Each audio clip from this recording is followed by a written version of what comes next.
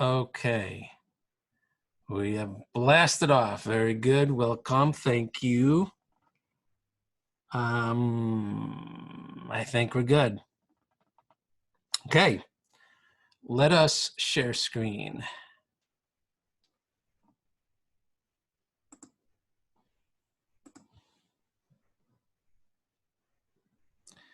All right. Now we're cooking.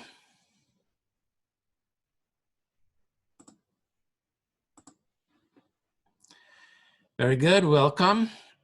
What we're going to cover today is we're going to start an exploration of these ancient traditions of meditation that the Jewish people have had for a very long time and which have been forgotten. What we've done at this point is given extensive background and try to give a bird's eye view as to why that happened. A lot of it had to do with insufficient teachers and insufficient teaching.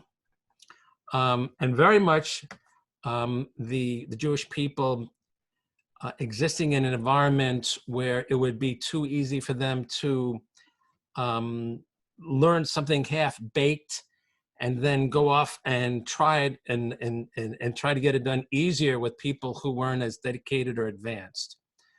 And not only would they botch it in terms of the meditation, but they'd get lost off the track of the Jewish nation. So the sages made a wise decision to kind of put a lid on it. But people have been searching for it in the meantime.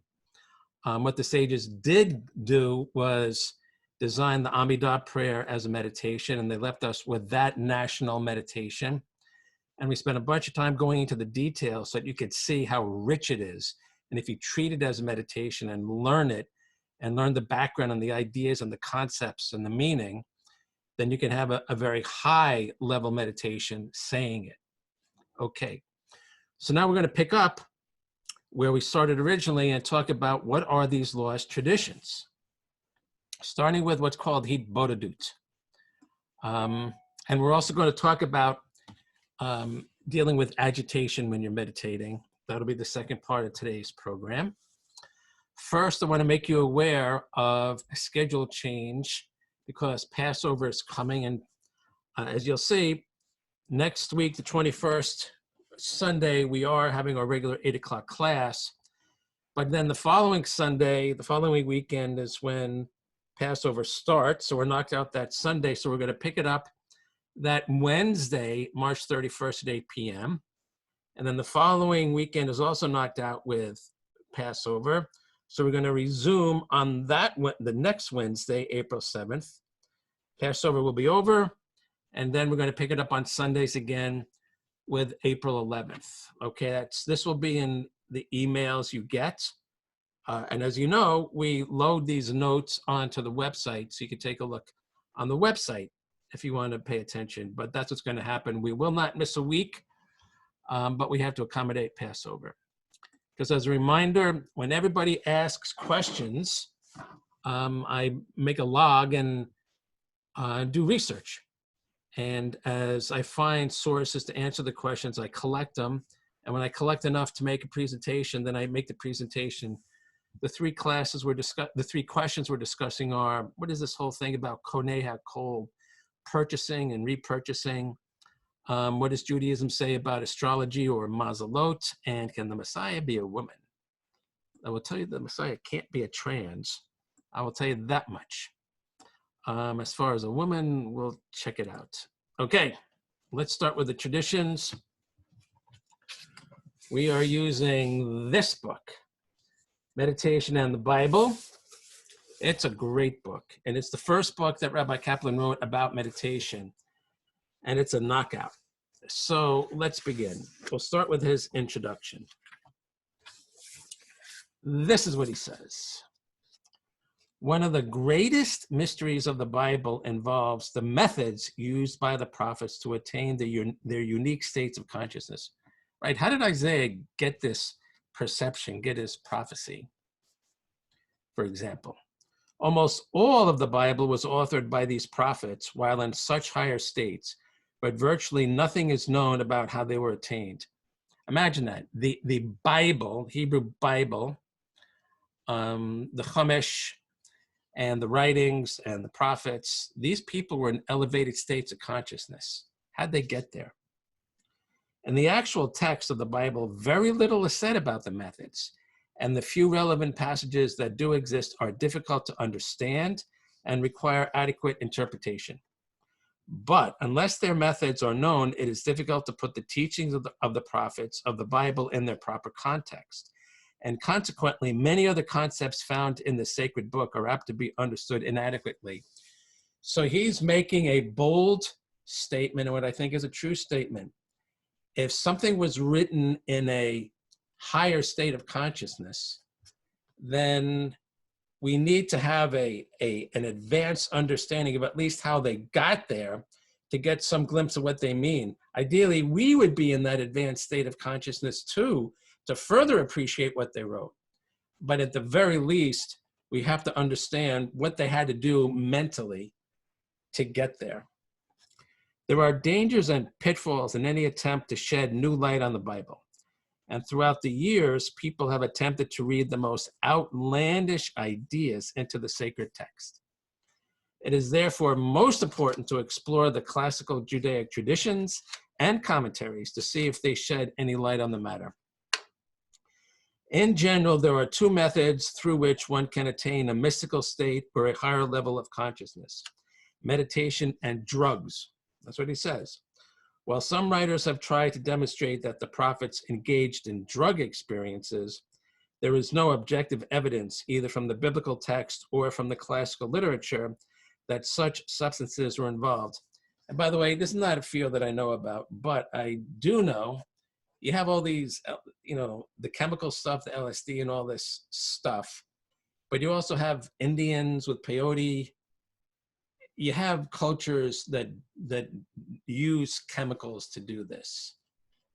Don't know enough about it to really say, but when he says drugs, I'm reasonably sure he doesn't just mean the San Francisco hippie stuff. With regard to meditation, the precise opposite is true. As soon as we learn to understand the vocabulary, we find many references in the literature to biblical meditation. And as recently as 200 years ago, we find it discussed in detail. So what's interesting is that if you recall in the prior classes, we talked about how the meditative practices died a slow death since the loss of the Second Temple, but not completely. And it was kind of like on the sidelines in esoteric groups for many hundreds of years, and only did it get to like the 1800s, I guess, where it finally died, more or less. So this is a fairly recent phenomenon that we really lost any tradition. One reason why this is not generally recognized, meaning that we had this vocabulary for meditation, is because all of this literature is in Hebrew. And since meditation is for all practical purposes no longer practiced in Jewish circles, the meaning of the vocabulary associated with it has been forgotten. An important task of this book, therefore, will be to relearn the vocabulary used in classical Hebraic literature to describe the various meditative methods. This is very important since the most frequently used Hebrew word for meditation is generally not recognized as such, and most translators render it incorrectly, completely losing the meaning of relevant texts. That's a very interesting point. If there are words for meditation and they're in Hebrew and the translators don't understand meditation, what it is, and as a fundamental spiritual path, then they're not going to recognize that these words mean meditation.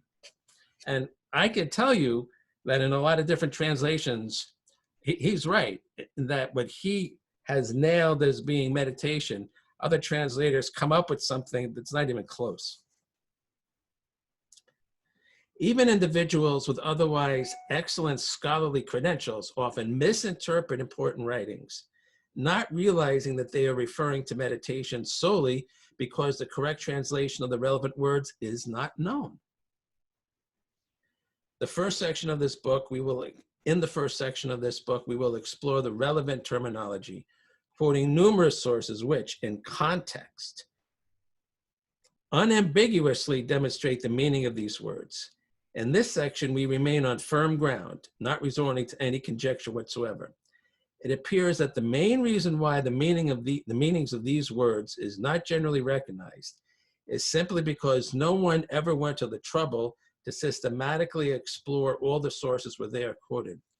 So he put in fantastic, dramatic research. And as we name the sources, when we get to different chapters, you'll see what he did. He was thorough in taking a look at the vocabulary of meditation, of words that refer to meditation, look at them in the context that they are in different, in commentaries and in Tanakh, and say, oh, that's what this means.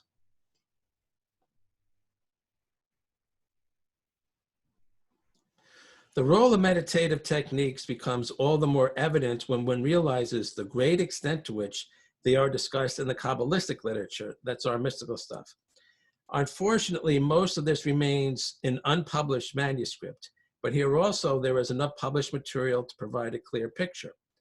In Kabbalistic literature, we find considerable use of mantra-type meditation, where one repeats certain phrases, syllables, or divine names over and over in order to attain a meditative state.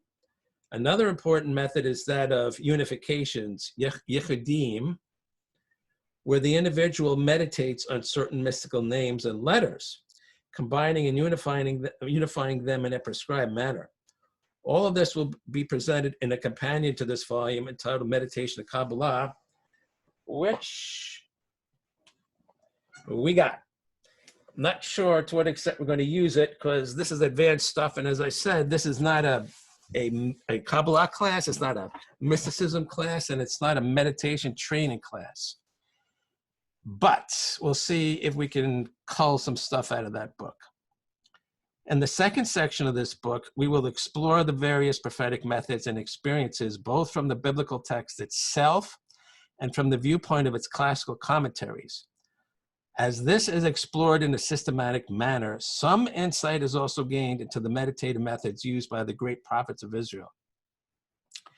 That will be a lot of fun. That we will get to some kind of understanding. How did Jeremiah come up with this? How did Isaiah come up with this? How did Ezekiel come up with this? Most speculative is the third section, where an attempt is made to reconstruct the biblical vocabulary used to describe the various meditative and mystical states. Here we switch gears, moving from the teachings of the philosophers and Kabbalists to those of the great Hebrew philologists. A study is made both from context and from comparative philology and etymology, attempting to identify and interpret the various words that the Bible uses to describe meditative methods and higher states of consciousness. So what he did was, when he went through text, biblical text, to see, like I just said, to see how is this word used, what does it mean, what's the context. And when he couldn't find text to understand a word, he used different scientific fields, different scholarly fields to understand the words themselves, not necessarily in an applicable context, but what is the history of the word? What's the root of the word? So this guy was thorough. Due to the fact that much of the material in this book may seem somewhat controversial, we will clearly stress the extent that it is discussed in classical Judaic literature. Wherever practical, we will quote from the primary sources, often presenting them for the first time in the English language. All translations in this book have been made by the author. So you can see this guy was a researcher. It is hoped and intended that this brief study will open an avenue for further research into the meaning of the Bible, as well as the significance of the prophetic experience, which is its basis. While this treatment is far from complete, it should provide a key for those who wish to open the inner doors and further explore these mysteries. Well, he should know that he planted a seed and we're starting to grow with it. So we are helping him accomplish his mission. Okay. Okay, let's start with the first method. Internal isolation, right there. We're still in this book here. Many people are initially surprised to discover that meditation plays any role whatsoever in biblical teachings.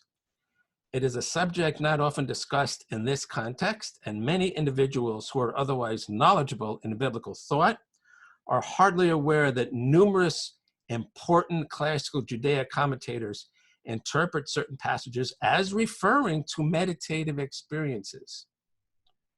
One important reason for this is that such practices have not been in use since the great Hasidic Renaissance almost 2 centuries ago. Where the experience itself is not known, the meaning of words used to describe it also becomes forgotten, and the entire vocabulary is lost. That's the consequence of an outdated practice. If you have a tradition which is no longer kept up, people don't use it as a frame of reference anymore. So they use alternative interpretations of the text, not even aware that their interpretation doesn't stand the test of time, because only going back comparatively not too long ago, there was a completely different interpretation. Therefore, before the concept of meditation as it occurs in Hebraic sources can adequately be discussed, a basic vocabulary must be developed. There are a few words in the Bible itself that apparently have important connotations with regard to meditative states of unconsciousness. But these expressions are not used in this context in post-biblical literature. There is, however, one word that is consistently used as a term for meditation by commentators, philosophers, and Kabbalists. So he's using multiple sources to say this is what we're talking about. The one word which most often denotes meditation is hitbodedut.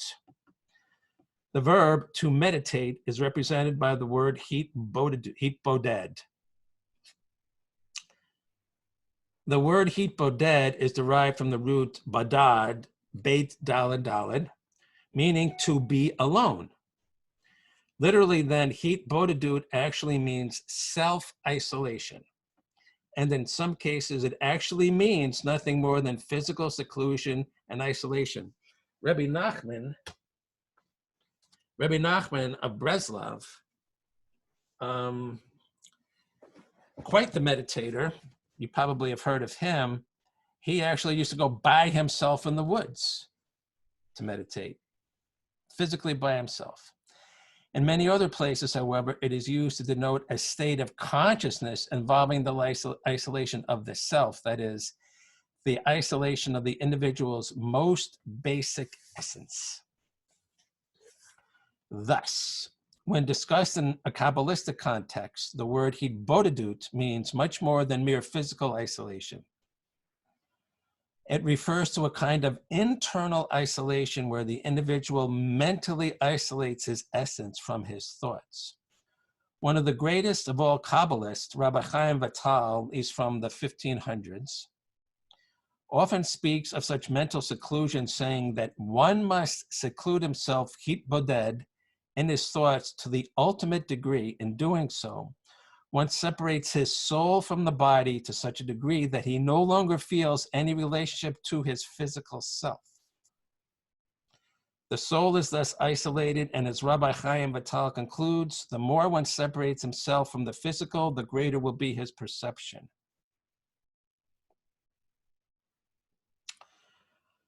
Advanced stuff, but I would like to add that the Vipassana stuff, the Vipassana meditation that we do, that Bhante talks about, which we do at the end of every class, is a little tiny first step in this direction, because we are separating ourselves from what's in our mind. And we are trying to set up camp in our inner essence so that what's in our mind, we are separated from that. So we're on the path to this little baby step. This state of mental seclusion is very important to the prophetic experience. There is considerable discussion of this, but the clearest description of this state is presented by Rabbi Levi ben Gershon. He's from the 1288 to 1344, a major Jewish philosopher, often known as Gersonides or simply the Ralbag. The Ralbag. He clearly writes that the receiving of prophetic revelation, in quotes, requires the isolation, heat bodedut, of the consciousness from the imagination, or of both of these from the other perceptive mental faculties. So the Ralbag is a major philosopher, major commentator, and he's talking about meditation and the importance of this kind of mind control. The Ralbag is speaking of the meditative state, which he describes as the isolation of the consciousness to an extent where it is no longer disturbed by the imagination. The imagination to which he refers is the normal reverie involving the stream of consciousness and visual imagery that is experienced when all other senses are shut off. So when he says, imagine, this flow that goes on in our mind, you can just sit here and right now, everybody's probably, something's flowing along. That's what we're talking about. That's what they call imagination. It is from this that the intellect must be isolated until the individual enters a state of pure consciousness, disturbed by neither reverie nor visual imagery. This is a normal definition of the meditative state, and it is the end result of all successful meditation. Right. No longer disturbed by this. You are detached from this flow of emotions and thoughts and stuff that comes from you through your mind. In order to attain this, the individual must isolate both the consciousness and the imagination from the other perceptive faculties of the mind. In order to understand this more fully, we're right here talking about the brain. We must realize that the human brain, marvelous organ that it appears to be, is still usually very inefficient as a thinking device. Henry Bergson has suggested that one of the main functions of the brain and nervous system may be to eliminate activity and awareness rather than to produce it. Aldous Huxley quotes Professor C.D. Broad's comments on this. Aldous Huxley, he wrote about LSD stuff, among other stuff, I guess. He states that every person has an innate capability of remembering everything that has ever happened to him and of perceiving all events that surround him. If all this information poured into our minds at once, however, it would completely overwhelm us. So the function of the brain and nervous system is to protect us and prevent us from being overwhelmed and confused by the vast amount of information that reaches our sense organs. They shut out most of what we perceive and remember, eliminating all that would confuse us, so that only the small special selection that is useful is allowed to remain. If this is true of visions in the physical world, it would be even more true of the extra-mundane. If an ordinary person were constantly able to visualize the spiritual domain, it would be absolutely impossible for him to function on a physical plane. So it's like the physical plane, we're here in the physical plane, and the spiritual world is that much further. Although the human mind has powers of perception and concentration that we cannot even begin to imagine, our main business is to survive at all costs. To make survival possible, all our mind's capability must be funneled through the reducing valve of the brain. Some researchers are studying this effect, maintaining that this reducing valve effect may be very similar to the jamming equipment used to block out offensive radio broadcasts. The brain constantly produces a kind of static, cutting down our perception and reducing our mental activity. This static can actually be seen. When you close your eyes, you see all sorts of random pictures flashing through your mind. It is impossible to concentrate in any one of them for more than an instant, and each image is obscured, excuse me, by a host of others superimposed over it. This static can even be seen when the eyes are open, but we usually ignore these images since they are very faint compared to our visual perception. Excuse me. Still, this static reduces our perception, both of the world around us and of ourselves. Even more so, it makes it impossible to perceive the spiritual domain in any manner whatsoever, at least while in a state of normal consciousness. One of the important purposes of meditation, then, is to eliminate this and similar static. As the Ralbag explains, one does this by isolating the essence of one's consciousness from the imagination, which is the part of the mind that produces such mental static. When one accomplishes this, he can see and understand things much more clearly and even gain a perception of the spiritual domain. So this is like a really fundamental idea to what we're doing here, because basically he's quoting Huxley and he's quoting Jewish mystical philosopher Gersonides, the Ralbag, and he's basically saying the world is like this super astounding place, and we're born with this mechanism to kind of boil it down to a manageable bite-sized piece. Otherwise, it would be overwhelming without proper training.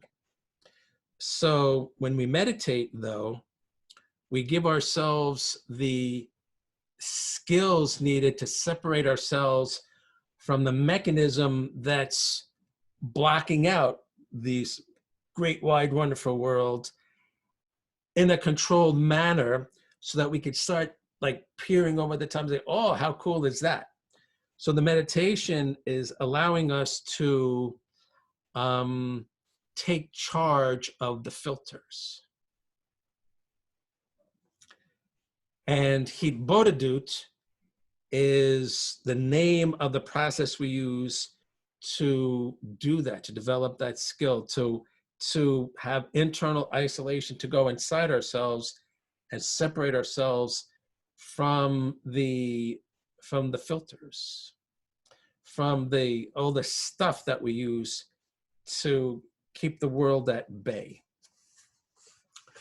But I don't want to downplay the importance of the physical isolation, because if you're physically isolated and you're not around a lot of other people who will ask you questions or whatever or you don't have to worry about your safety or anything else, then it's that much easier to go to isolate yourself internally, because you don't have to deal with physical stimulation or challenges.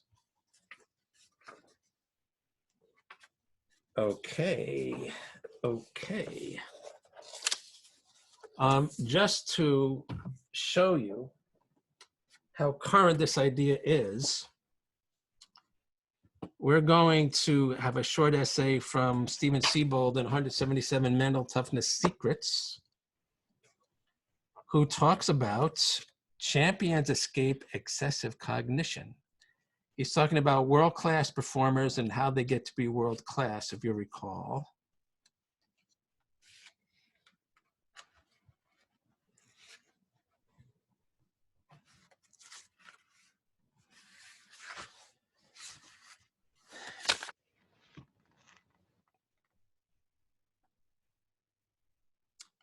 He quotes a quotes Scientific American Mind magazine, which says, experts believe each of us can tap into our own islands of savant intelligence that are simply overwhelmed by everyday cognition.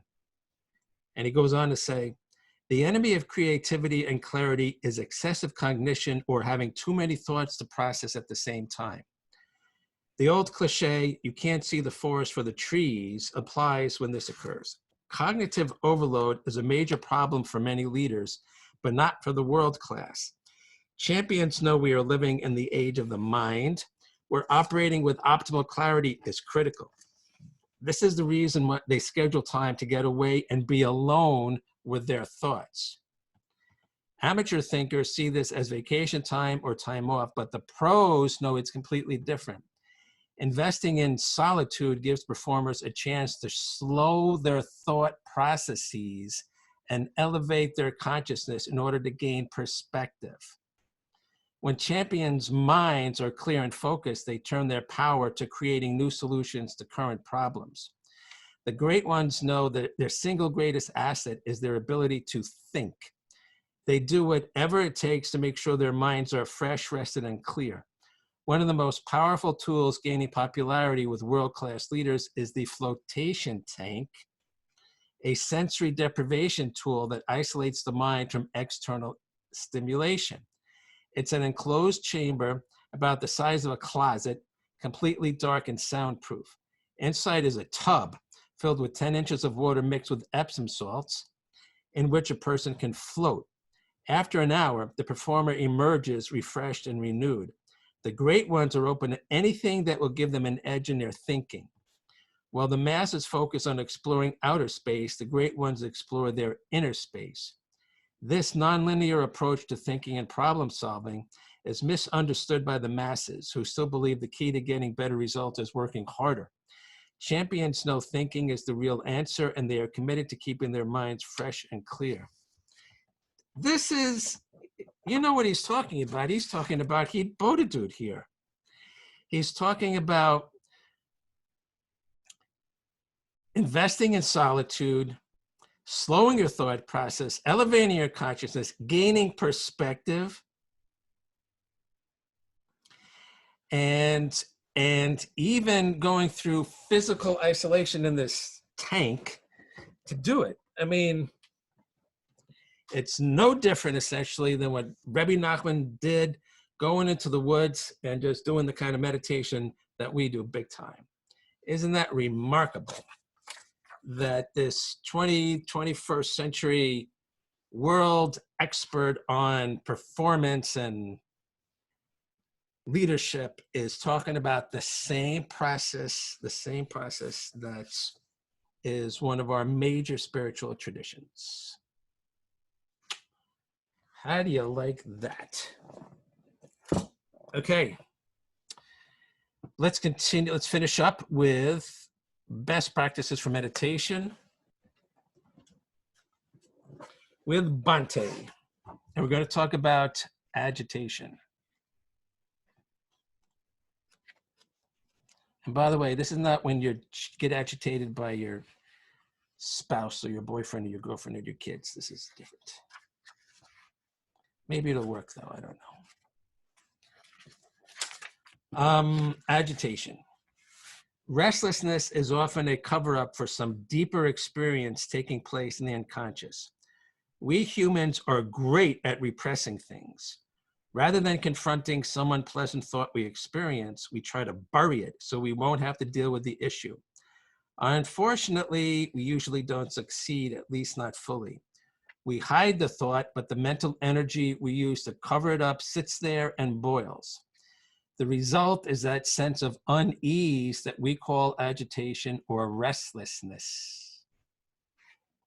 There is nothing you can put a finger on, but you don't feel at ease. You can't relax. When this uncomfortable state arises in meditation, just observe it. Don't let it rule you.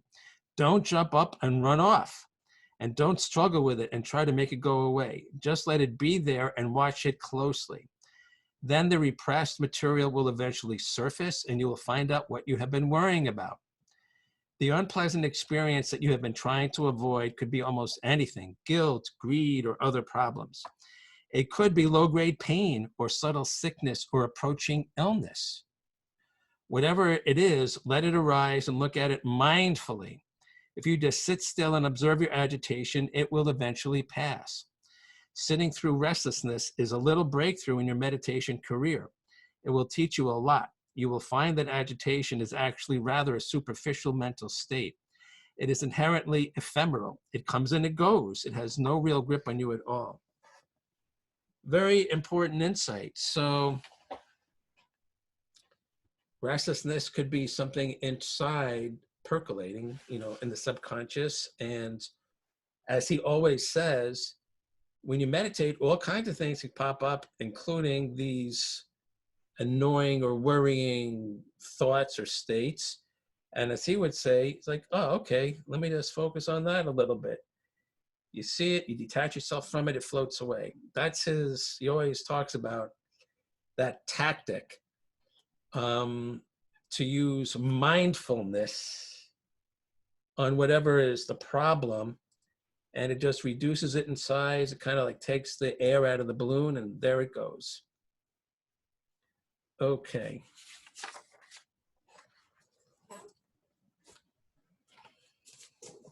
Very good. We will now meditate. So let us stop the sharing.